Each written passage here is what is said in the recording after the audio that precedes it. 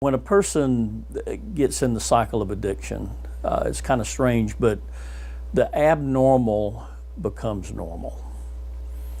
And so, what I mean by that is, let's say for instance that, we buy a new car. And, when we first get it, maybe we're parking it far out in the parking lot so nobody scratches it. But, over time, next thing you know, you get a scratch.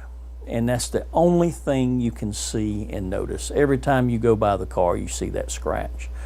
But then over time, you don't even notice the scratch anymore. And then maybe you get another one.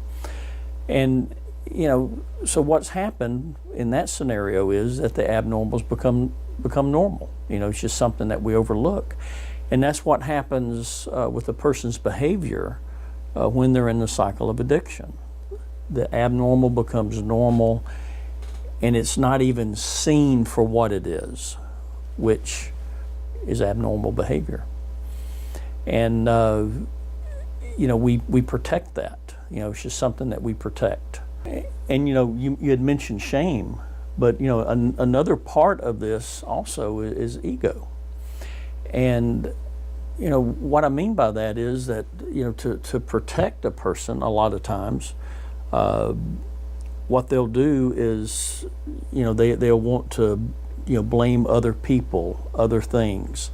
If other people could just understand, my unique situation and, what I'm going through, then things wouldn't be so bad. But it's all, once again, just innocent protective mechanism because of the behaviors. Yeah, and so it's funny you talk about ego, and I think we cannot talk about the cycle of addiction and the observable behaviors of addiction, and we've already talked about shame. We can't do this without talking about ego. And I really want to define ego because we hear that word, and I think the way that it's used conversationally is we think of someone with a big ego, with a big head, with a very inflated sense of self-importance.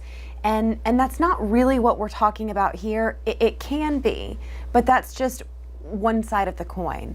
So the ego is really anything that separates us from what is. So the opposite of ego would be me seeing myself as I truly am. No better, no worse, not putting a magnifying glass or minimizing anything. It's just seeing myself as I am. So ego is the exact opposite. It can be this inflated, this sense of self-importance, this grandiose idea of who I am and what I'm doing, but it can also be a really minimizing, humiliating voice that says you're worthless, you're not enough, no one cares about you, no one cares if you live or die, no one cares if you get clean, you couldn't do this if you tried. It's also that voice.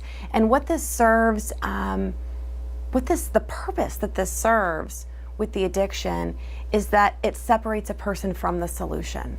The solution is only available to us when we see things as they are. And as we are going through the cycle of addiction, round and round we go, and now we've added the shame element that's now amplifying the problem. So not only are we going round and round, but we're spiraling up, and it's just getting worse and worse. As Barnett has already mentioned, the abnormal has become normal. It may now seem normal to not go to work. It may seem normal to disconnect from family.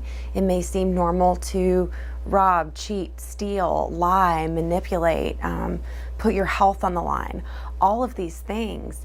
And just as the using is serving to alleviate a bad feeling, the ego is also serving to try to separate a person from that bad feeling. It's creating an identity that's separate from the true self. So if I'm this worthless, awful, helpless, terrible victim that all these bad things are happening to, it's protecting the real me. If I'm this awesome, wonderful, grandiose, self-important, nothing can touch me, nothing can slow me down, then all the bad, shameful feelings are also happening to someone who isn't really me. So ego just continues to play this role in allowing the addiction to flourish, because as long as those things aren't happening to me and they're not happening in a way that I can see it for the way that it really is, then this whole cycle of addiction, this whole shame spiral is happening over somewhere in the land of no action. Action can only be taken in the land of reality. And ego is allowing the addiction to flourish in a place where there's no solution. And so, yeah, Kat, the ego adds a tricky element, if you will, to addictive behaviors. And what's so crazy is that the self-protection mechanism actually works for the individual. And what I mean by that is that, family, friends, everybody can see it. In fact, people can even confront the person suffering with addictive behaviors and let them know, what they're doing, what's going on. And typically it's met with, discounting and, it's not as bad as you say it is. I don't have a problem, you have the problem, that kind of thing, denial, if you will. And so, yeah, it's real slippery. And the other thing is that, all these behaviors are not who the person is, okay? It's things that the person has done, mainly to protect their addiction and protect the lifestyle, but it's not who they are.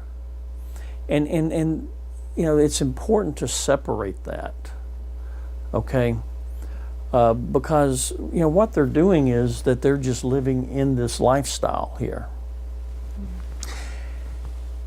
And so once a person starts to see, maybe through insight or whatever,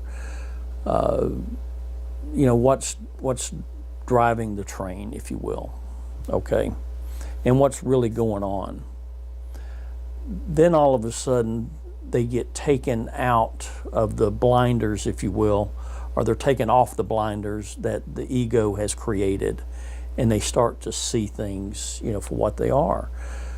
But while they're in the cycle of addiction, that typically does not happen. That it takes, a wake-up call, if you will, for a person to get there.